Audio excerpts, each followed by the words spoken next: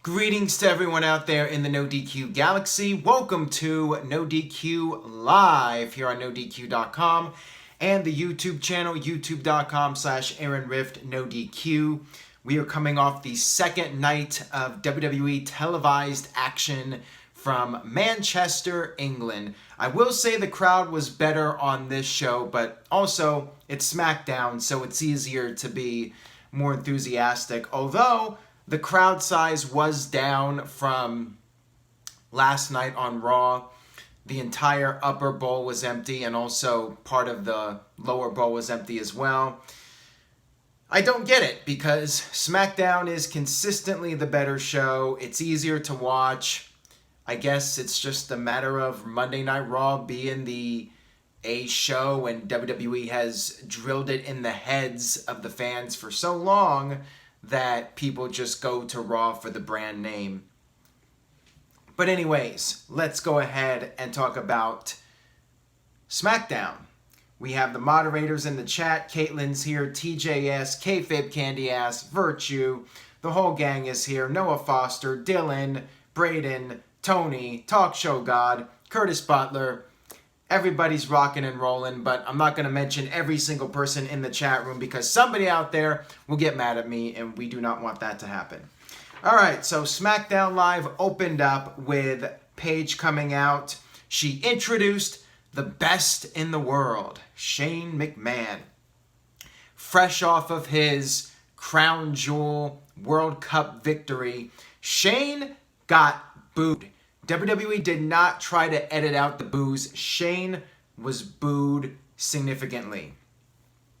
He came out, and Paige once again used the phrase best in the world, and that led to CM Punk chants. Now, I did hear him on television, and I'm a little surprised because I thought WWE was going to completely edit out the CM Punk chants, but they did not. Does this mean anything? Probably not. But definitely there in the arena. I posted the video on NoDQ. The live crowd started chanting CM Punk very loudly. Anyways, we had the trophy presented to Shane once again. Shane took pictures with it. And then they had Shane talk about his victory. And he said that he did it for the SmackDown superstars. He did it for The Rock.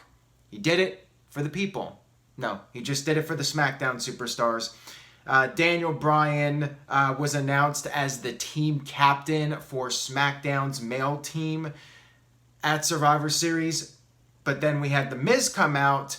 Miz was hobbling, selling his leg from Crown Jewel. Miz said that 2/3 of the trophy belongs to him. King Turbonius with the first super chat of the night with $2. Thank you for that, King Turbonius. He left no comment though, but thank you very much for that, King Turbonius. I really do appreciate it.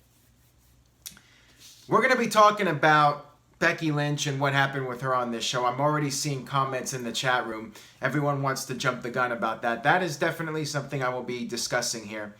So Miz said that since he did most of the work, he should get the trophy, or at least 2/3 of it. Maybe they could take turns, like one person could have it. Like Miz could have it for 20 days of the month, and then Shane could have it for the other 10. And then he said they're like the co-besties. It was a lot of comedy here. Shane just decided that both The Miz and Daniel Bryan will be co-captains at Survivor Series. Then we had a backstage segment with The Miz and Daniel Bryan, with the two of them arguing. They were doing the whole odd couple gimmick with these guys. Of course, their long rivalry, and now they're forced to work together. TJS is salty, guys, so I gotta just say this now. TJS is like, I'm tired of the odd team story. Kayfabe Candy Ass, I think, is a little bit more optimistic, although he's saying, did Miz sell the leg in the last segment at all?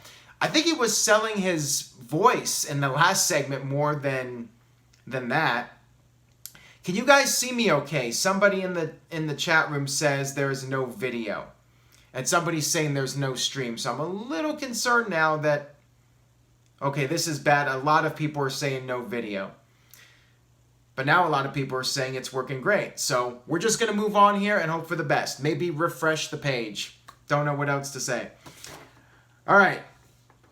So anyways, Miz decided for the Smackdown team at Survivor Series, he was going to choose Shane for the team.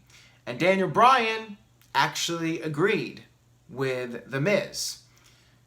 Am I the only one that just finds this so silly that Shane McMahon is going to be in this match again? I mean, yeah, whatever. He's survived Hell in a Cell. He survived Undertaker. But it's like, Shane is not a wrestler. I know he's done some matches, but let's just look at this in kayfabe terms, in storyline terms. Sorry to use your phrase, kayfabe. But if this was real, why would you choose Shane to be on your team? Wouldn't you want the most badass young talent on your team possible? Why would you have Shane? Just saying. We know the real reason why, because he's a McMahon, and you gotta have a McMahon in the spotlight at all times. You just can't have a WWE show without a McMahon doing something important and being a bigger star than anybody else. So, next up we had the Usos versus the New Day for like the 80th time. And I'm not complaining. I mean, these guys just kill it every single night. Tony H with a $2 super chat donation. He says, Shane McPunk is the best in the world, bro. I did want to add this, and thank you for the super chat. This was a perfect missed opportunity for Shane to come out on this show to Cult of Personality. That would have been the funniest thing ever. I would have given this show an A, an automatic A, if Shane came out to Cult of Personality. But sadly, it wasn't to be. It would have been perfect for this, just to stick it to all the disgruntled people out there that are still upset about CM Punk leaving and quitting the company. Dig Dug, refresh your browser. Don't know what else to tell you. Punk doesn't own the theme song. It's WWE could use it if they wanted to. But anyways, let's move on here. I know I'm saying that a lot, but I do get a little sidetracked every now and then. So we had New Day versus the Usos. Kofi was doing some sort of gyration to the sound of Xavier's trombone. That was funny. Kofi's always great. At least they didn't do too much of the pancakes deal. They did come out with the pancakes, but they're not like making a really big deal out of it. But I am making a big deal out of my phone going off. Big E did a really scary dive during this match. So first of all, Big E got knocked over the barricade and was out of the match for a while. You had Usos working over Kofi. And then we had Big E just out of nowhere do this spear to one of the Usos to the outside, and it was scary as hell. Big E's going to get hurt one of these days. I really hope that doesn't happen, but man, this guy is just always doing something crazy with these dives. Dylan says, answer your mom's calls, Rift. That was not from my mom, by the way, just saying.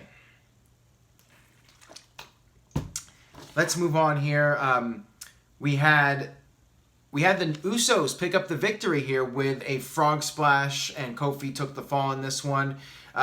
Afterwards, we had the Usos put over the New Day and said that the New Day was going to be their first pick for Survivor Series. So there you go. Usos and New Day are part of the tag team Raw vs. SmackDown match at the pay-per-view. I thought this match was really good, but then again, with these guys, it's always a really good match. I mean, they never fail to deliver. Usos and New Day, if there's one argument for the Fight Forever chant, I would give it to these guys. They're always on point with what they're doing in the ring. They're always fun to watch. And I'm glad the Usos are back to getting a push on television. So we had another backstage segment with The Miz promoting the Marine 6, of course. Like anybody's going to watch that, but whatever. Daniel Bryan ended up picking Rey Mysterio for the SmackDown male team. However, Miz wanted to see Rey prove himself by defeating Andrade Cien Almas. So basically, WWE is giving away the very first Rey Mysterio Almas match on free television. Whatever. I mean, I would have preferred to have seen some build up for it and put it on a pay-per-view, but yeah. It is what it is. Ken terminated by Google with a $2 super chat donation. He says, why not pick Orton? He has a great Survivor Series record. Because the writers are stupid and the writers write for Vince McMahon. Yeah, in storyline, Shane doesn't make any sense compared to somebody like Randy Orton. You would obviously choose Orton over Shane. But this is WWE and the McMahon's got to be in the spotlight, so whatever. And to end the segment, Bryan did agree to the match with Almas and Mysterio. And then Miz said he agrees with everything that Bryan was doing, including Bryan wanting to have the final pick be where Bryan chooses somebody and Miz chooses somebody. The winner gets the final spot. Miz was agreeing with that and then said that this is weird. The fact that him and Bryan were actually on the same page. So there you go. A little bit of comedy here. So if you guys like the comedy with Bryan and Miz, then you really enjoyed this SmackDown. I thought it was fine. I mean, I wasn't like blown away by it. I wasn't like belly laughing or anything, but it was fine. It was all right. So speaking of something that's more than all right, we had not the woman, not the baddest bitch on the planet, but the man, Becky Lynch, rip off her shirt to reveal a new I'm the Man t-shirt. She came out, she cut a promo on Ronda saying that Ronda has not been tested yet. Sorry for that, Caitlyn. She said she doesn't care if Ronda is the baddest bitch on the planet because at Survivor Series, Ronda is going to be Becky's bitch. So that was the promo. Pretty good stuff here. And then we had an interruption from Sanity. Sanity came out and they brought out Nikki Cross. That's right. Nikki Cross officially, I guess officially now. I mean, who knows? I mean, she did appear on Raw a couple of months back and never appeared again. But I'm feeling like this is it. She's actually going to be on the main roster now. B-Boy says, too much swearing, Aaron. Oh, shit. Sorry about that. We had the match between Nikki Cross and Becky Lynch, which was pretty good. It was pretty good. Nikki got on the mic and was doing her little psycho gimmick saying, I'll play with you, Becky. And that's what led to the match. It was good stuff here. Now, I wanted to get to what ended up being the finish of this. But first, Mike B with a $5 super chat donation. Thank you for that, Mike B. I really do appreciate it. The Miz is the best in the world in starring in movies that go to straight to DVD. However, he is a great wrestler. Well, thank you for that, Mike B. And Miz is not the best in the world when it comes to movies that people actually care about. But, he's a heel. So, yeah, he's going to say his movie's great and all that. But, yeah. Has anybody even watched all 6 Marine movies? I would be curious to know if people actually have watched all 6 of them. If you did, you might want to find something better to do with your time. Just saying. I thought the match was really good between Becky and Nikki. Now, here's the issue that some people had. They said, this is always going to happen. TJS said it. He wasn't a big fan.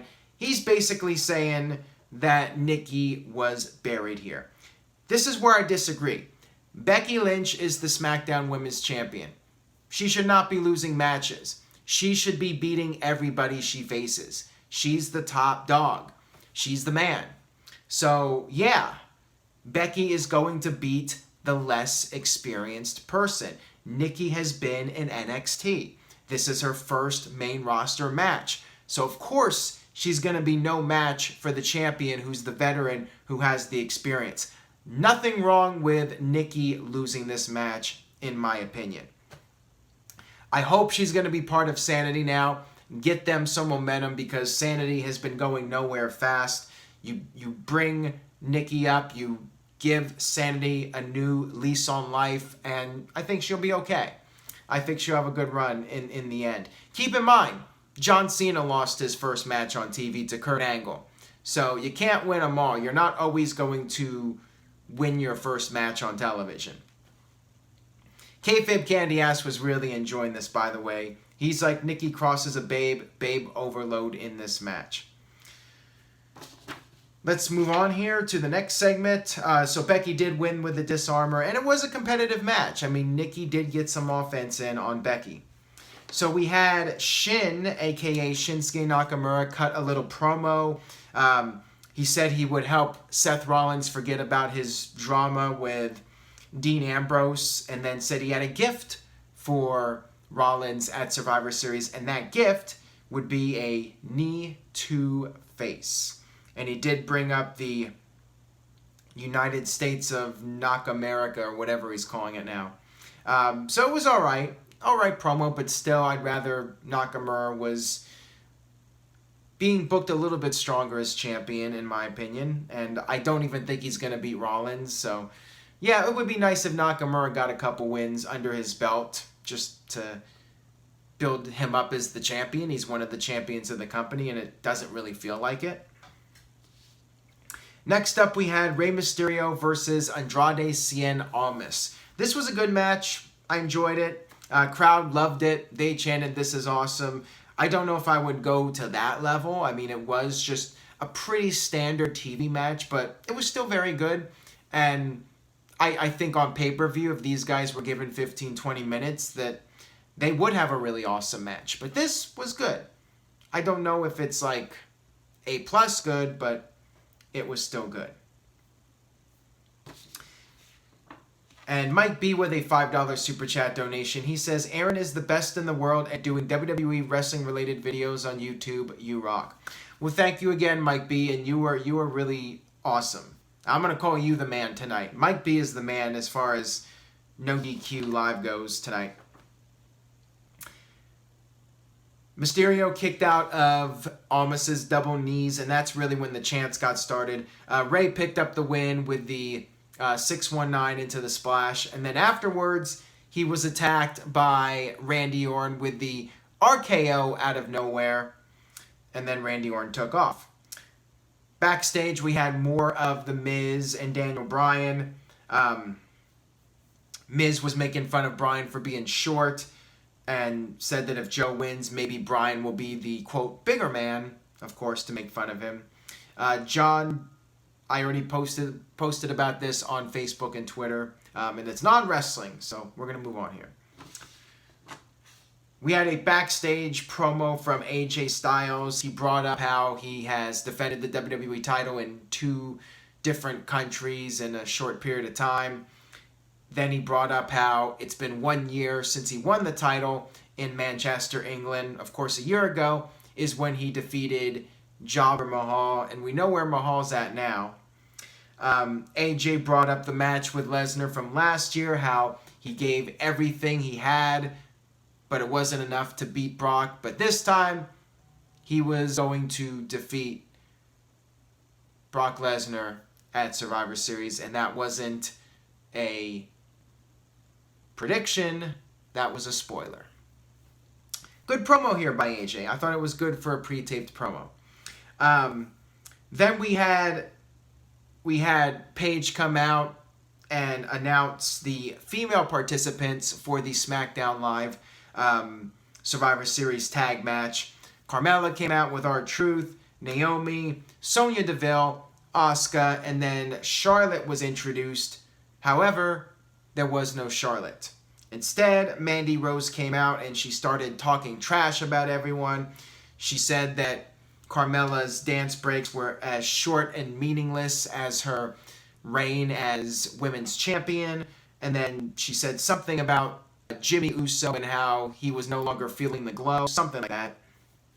That's what led to Naomi attacking Mandy, and there was a big fight, and that was the segment. Ken terminated by Google with a $2 super chat donation. Mikey hit the nail on the head. Hashtag Happy Rift Day. Well, thank you for that, Ken. I really do appreciate it. And then we had the main event. We had Jeff Hardy versus Samoa Joe. The Miz and Daniel Bryan were on commentary, just talking about who was going to win the match and why each guy would be better than the other guy. But in the end, Samoa Joe did defeat Jeff Hardy, which he really needed after losing yet again to AJ. Then we had Daniel Bryan go after some of Joe because of the fact that Joe attacked Bryan last week on SmackDown. And then we had Bryan put the yes lock on Joe. Miz and Bryan started going at it, and Shane tried to break them up, and Bryan tossed over Shane. They're already teasing the dissension between everybody on the SmackDown team. Jake Lee Carpenter left a $1 super chat donation. Thank you for that, Jake. I really do appreciate it. So that was SmackDown. Overall, I thought it was a good show. Not the best show I've ever seen. Not a bad show. Good show. I would give it a B minus. I think a B minus is a fair grade. Could have been better. It was very solid, very enjoyable 2 hours of television. So there you go. B minus for SmackDown. And of course, better than Raw, but that's what I'm given every week. Kevin Candy has said 6.25 out of 10 goth babes. Dylan Folk with a C, Mo Foster B, B-Boy with a C, Sean Dawkins with a B, Aaron Anderson says B Becky, and Caitlin gives it a B, and Tony Braden gives it a C+, and Kuj with the 1F, and a lot of the B's and C's here. So it's most people like the show, but there are some C's in here. I did enjoy it. Alright, so that was SmackDown Live. I did want to give my condolences over the death of Jose Lothario, who was, of course, the manager of Shawn Michaels and also trained Shawn Michaels. Legendary wrestler in Mexico for many years. Yeah, I mean, he definitely was a big part of the boyhood dream storyline where Shawn Michaels was going to go back to his roots, that build-up for WrestleMania 12. That was great stuff, and then Jose would manage HB a year or so. I think the 97 Rumble was his last time managing Shawn. And then I remember, like, on a Sunday Night Heat, a couple of years later, after they did that angle where the corporation beat up Shawn, I think Jose made one more appearance on television. So R.I.P. Jose. Definitely a big part of HBK's career and that very first WWE Championship victory. So, as a reminder to everybody, I will be doing NoDQ Live again on Thursday. This will be a call-in video. I will be taking your calls for the entire time. So, check it out. It will be at 7 Pacific time, or no, scratch that. 7 Eastern time, 4 Pacific time. So, again, 7 Eastern, 4 Pacific this Thursday. It's NoDQ.com's 20-year birthday on November 8th. So please spread the word. It's going to be a good time. Going to be a lot of fun. And we'll see how that goes. So on that note, I will go ahead and wrap up this edition of NoDQ Live. I really do appreciate everybody for coming in the chat room. Please share the word about this video. Tell a friend. Go on Facebook. Go on Twitter. Let people know. Check out NoDQ Live and NoDQ.com. You guys are great. I appreciate you all. And I will see you Thursday for a edition of NoDQ Live.